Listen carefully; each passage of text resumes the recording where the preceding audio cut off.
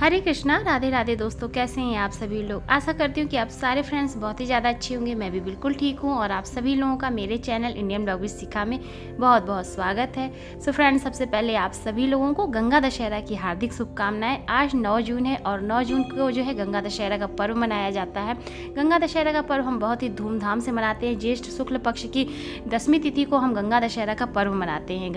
गंगा मैया के पूजा का बहुत ही विधि विधान से की जाती है और इस वीडियो में मैं आप सभी लोगों के साथ वही शेयर करने जा रही हूँ कि किस प्रकार से हमें जो है अपने घर में सरल रूप से गंगा मैया की हम पूजा कर सकते हैं। अगर आप गंगा जी के पास रहते हैं तो बहुत अच्छी बात है, आप गंगा जी में स्नान करें, उनकी पूजा अर्चना कर सकते हैं। तो हमारे आसपास तो गंगा मैया है नहीं, तो हम अपने घर में ही इस प्रकार से गंगा जी की पूजा करेंगे। और सबसे पहले हम भोलेनाथ की पूजा करेंगे। सर्वप्रथम पहले हम गणेश जी की पूजा करेंगे, इसके बाद हम भोलेनाथ बाबा की पूजा करेंगे और इसके बाद फिर हम माता गंगा की पूजा करेंगे। यहाँ पर आप देख सकते हैं कि हमारे भोलेनाथ का स्नान हो रहा है। बहुत ही अच्छे से विधि विधान से हम भोलेनाथ की पूजा करेंगे। इनका बहुत ही विशेष महत्व होता है क्योंकि हमारे प्रभु ने ही तो अपने जो है जटाओं में माता गंगा को जो है निवास दिया था, उनके वेग को अपनी जटाओं में संभाला था, जिससे कि हम माता जो है पृथ्वी पर अवतरित हुई थी। तो इस प्रकार से हम भोलेनाथ की पूजा विशेष रूप से करेंगे। यहाँ पर आप देख सकते हैं भोलेनाथ का श्रृंगार हो चुका है, बहुत ही दिव्य श्रृंगार हुआ है हमारे प्रभु का और इनका बहुत ही अधिक महत्व होता है। सो इस प्रकार से कहा जाता है कि गंगा मैया की पूजा हमें जो है करने से पहले सबसे पहले भोलेनाथ बाबा की पूजा विशेष रूप से करनी चाहिए। आज के दिन आप भोलेनाथ की पूजा कर सकते हैं। श्री हरि विष्णु जी की पूजा विशेष रूप से करें क्योंकि विष्णु भगवान के ही नख से उत्पन्न हुई माता गंगा जो है प्रभु भोलेनाथ ने अपने जटाओं में उन्हें जो है उनके वेग को संभाला था। इसके बाद भगीरथी ने जो है अपनी तपस्या पूर्ण करके माता गंगा को पृथ्वी पर लाया था। इस प्रकार से गंगा दशहरा के दिन माता जो है पृथ्वी पर अवतरित हुई थी। इसलिए गंगा दशहरा की पूजा हमें विशेष रूप से करनी चाहिए। सभी पापों को नष्ट करती हैं माता गंगा।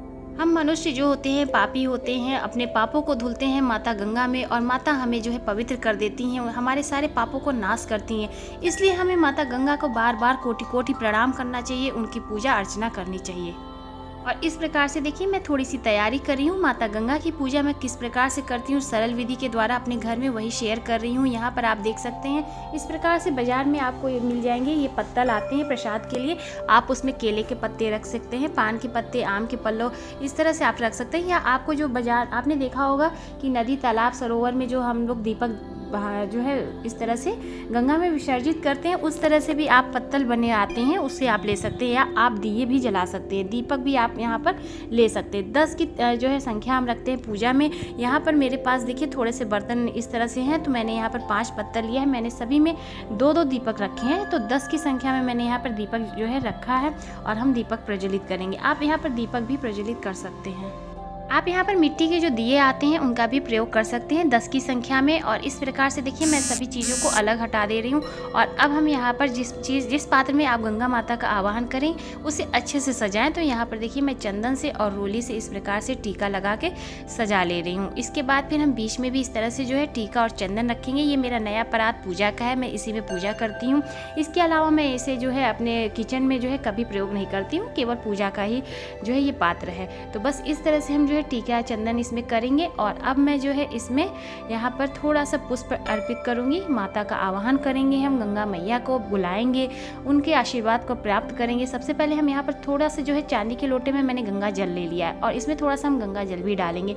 आप जिस पात्र में गंगा जल रखते हैं उसे भी आप यहाँ पर रख सकते हैं। मैं यहाँ पर थोड़ा सा गंगा जल ले ली हूँ। अब इसमें मैं 1 लोटे में जल और गंगा जल दोनों ही मिलाकर मैंने इसमें जो है डाल दिया है परात में। माता को अर्पित करेंगे गंगा जल। इसके बाद हम इसमें पुष्प डालेंगे, अक्षत डालेंगे और अच्छे से सजाएंगे, जो कि बहुत सुंदर लगना चाहिए। माता गंगा को विशेष रूप से हम श्रृंगार करेंगे। आप यहाँ पर श्रृंगार की सामग्री भी अर्पित कर सकते हैं। तो बहुत ही सरल विधि से मैं बता रही हूँ, तो इसलिए मैंने यहाँ पर श्रृंगार की सामान जो है नहीं अर्पित की। लेकिन अगर आपकी व्यवस्था हो तो आप श्रृंगार की सामग्री अर्पित जरूर से करें माता गंगा को। तो यहाँ पर हम पुष्पों से सजाएंगे। इस प्रकार से आप देख सकते हैं कि मैंने पुष्पों से सजा दिया है। थोड़ा सा अक्षत हम यहाँ पर डालेंगे। इसके बाद हम माता को टीका और चंदन करेंगे। तो यहाँ पर देखिए मैं इस तरह से माता को रोली और कुमकुम का जो है टीका लगा रही हूँ और माता की विशेष रूप से पूजा करेंगे। इसके बाद जो मैंने यहाँ पर दिए तैयार किए थे, दिए में आप देख सकते हैं ये आते प्रसाद के पत्तल वो मैंने लिया है। इसमें मैंने केले के पत्ते रखे हैं, फूल और अक्षत से मैंने सजाया, टीका चंदन किया है और क्योंकि दीपक की पूजा विशेष रूप से करनी चाहिए। अब हम दीपक प्रज्वलित करेंगे और सभी को जो है इसी में हम इस तरह से माता के पास जो है जैसे हम सरोवर में प्रवाहित करते हैं दीपक, उसी प्रकार से हम यहाँ पर दीपक प्रवाहित करेंगे। तो बस इसी भाव से यहाँ पर मैंने सभी दीपक में देखिए 2-2 बाती रखी है। 10 की संख्या का प्रयोग करेंगे, 10 ही जो है पुष्प चढ़ाएंगे। तो इस तरह से आप देख सकते हैं कि हम जो है सभी में इस तरह से 10 की संख्या का दीपक जो है प्रवाहित कर रहे हैं। पूजा बहुत ही भाव से करनी चाहिए, गंगा मैया का आशीर्वाद प्राप्त करना चाहिए। माता गंगा की कृपा से हमारे जो है सभी पाप नष्ट हो जाते हैं। अगर हो सके तो आप प्रतिदिन गंगा माँ का सेवन अवश्य रूप से करें।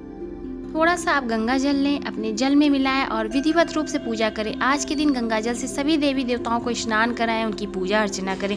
गंगा जल का विशेष महत्व होता है। गंगा जल स्नान करने के समय भी आप थोड़ा सा पहले बाल्टी में गंगा जल ले लें, इसके बाद आप जल अपना जो है बाल्टी पूरा भर लें, इसके बाद स्नान करें। ब्रह्म मुहूर्त में आज के दिन स्नान किया जाता है और पूजा अर्चना की जाती है। इस पूजा को आप शाम को भी कर सकते हैं। तो अगर आपने अभी तक नहीं किया है तो ये पूजा आप आज शाम को भी कर सकते हैं और सुबह भी कल कर सकते हैं। 10 तारीख की सुबह तक आप ये पूजा कर सकते हैं 8 बजे से पहले। तो यहाँ पर मैंने जो है फल अर्पित कर दिया है और इसके बाद पुष्प मैंने अर्पित किया, धूप दीप दिखाएंगे और इसके बाद जो है हम यहाँ पर चालीसा पढ़ेंगे। माता गंगा की चालीसा भी आती है पुस्तक, तो आप गंगा चालीसा का पाठ कर सकते हैं। सो यहाँ पर देखिए हम गंगा जी की आरती करेंगे इसके बाद और इस तरह से विधि विधान से माता गंगा की पूजा अर्चना करेंगे। तो मैं आपको दिखा देती हूँ, यहाँ पर जो है मैं अब गंगा चालीसा का पाठ करने जा रही हूँ। इसके बाद हम गंगा माता की आरती करेंगे। सो यहाँ पर इस तरह की पुस्तक आती है जिसमें कि सभी चालीसा होती हैं। ये देखिए यहाँ पर श्री गंगा माता की चालीसा की ये पुस्तक है। तो मैं यहाँ पर गंगा चालीसा का पाठ करूँगी। गंगा दशहरा पे हम विशेष रूप से माता की जो है पूजा अर्चना करते हैं, इनका आशीर्वाद प्राप्त करते हैं क्योंकि माता हमारे सारे पापों को जो है नाश करती हैं। इसलिए इनका आशीर्वाद हमें अवश्य रूप से प्राप्त करना चाहिए, इनकी पूजा अर्चना विशेष रूप से करनी चाहिए। तो चलिए अब यहाँ पर हमारी गंगा मैया की पूजा हो चुकी है और अब मैं यहाँ पर आरती करूँगी। गंगा मैया की आरती जब आप चालीसा की पुस्तक लेंगे उसमें गंगा मैया की आरती भी रहती है, तो आप आरती कर सकते हैं। अगर आपके आसपास माता गंगा विराजमान है तो अवश्य रूप से स्नान करें, गंगा जी की पूजा अर्चना जरूर से करें। और इस प्रकार से देखिए मैं यहाँ पर गंगा मैया की आरती कर ली हूँ। सो इस प्रकार से मैंने बहुत ही सरल रूप से पूजा की। यहाँ पर आप देख सकते हैं गणेश जी की पूजा सर्वप्रथम हुई थी मंदिर में और जैसा कि आप सभी जानते हैं मैंने अपने पुराने वीडियो में भी शेयर किया, सर्वप्रथम गणेश जी की पूजा होती है। यहाँ पर देखिए हमने गंगा जी की आरती की है और यहाँ हमारी गंगा मैया कितनी सुंदर लग रही हैं। और बस इस प्रकार से जो है मैंने अपने मंदिर में गंगा मैया की आरती और पूजा बहुत ही विधि विधान से की है। सो आप लोगों को कैसी लगी पूजा मुझे अवश्य रूप से ज़रूर से बताइएगा। यहाँ पर आप आरती का दीपक देख सकते हैं। यहाँ पर हमारे भोले बाबा का श्रृंगार दर्शन करें और आज विशेष रूप से भोले बाबा की पूजा की जाती है, श्री हरि विष्णु जी की पूजा की जाती है।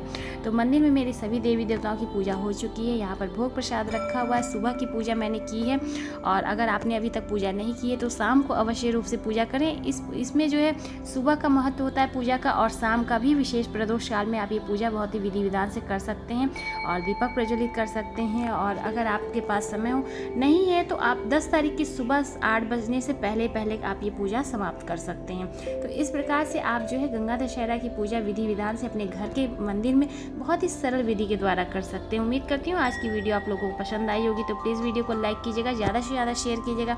चैनल पर पहली बार आया तो मेरे चैनल को भी सब्सक्राइब कीजिएगा। मैं मिलूँगी आपको अपने नेक्स्ट वीडियो में, तब तक के लिए हरे कृष्णा, राधे राधे।